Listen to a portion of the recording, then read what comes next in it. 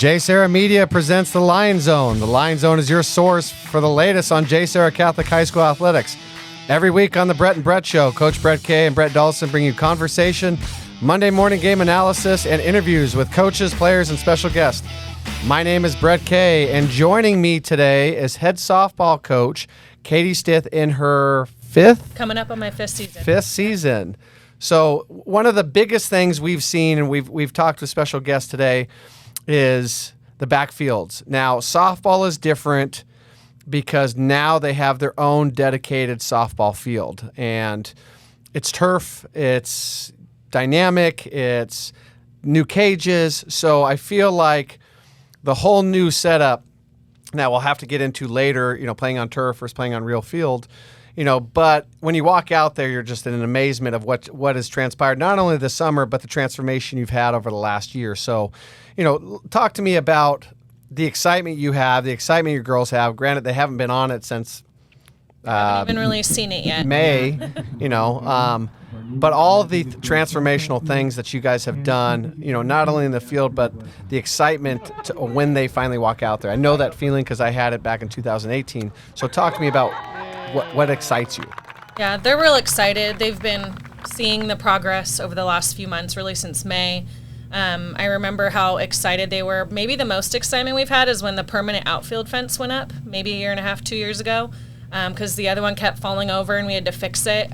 But to me, that's character building, and that tells a lot about the growth of the program, and the kids get to be a part of it. So I love that they've had to work and put some effort and time into it. But now where it's come is just pretty incredible.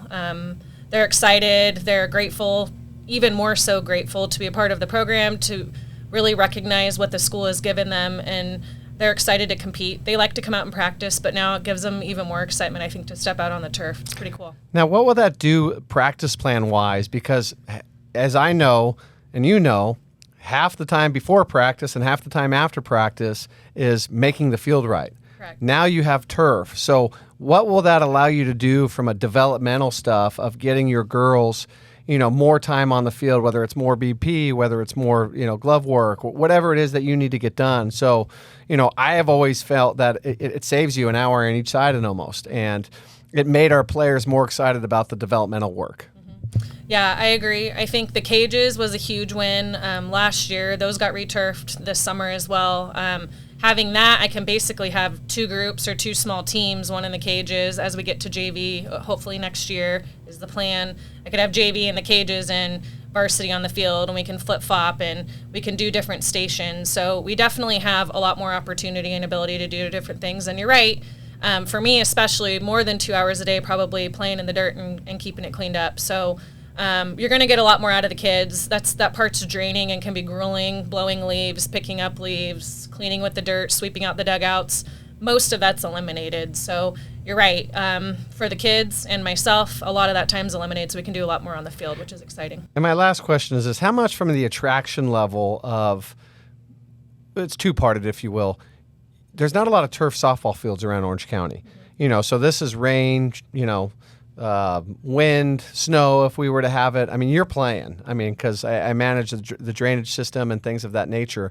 But also, it's beautiful. It's beautiful. So I have to imagine that, kids want to play there, because it's unique, it's different, it's beautiful, and it's a full softball field. It's completely yours, if you will.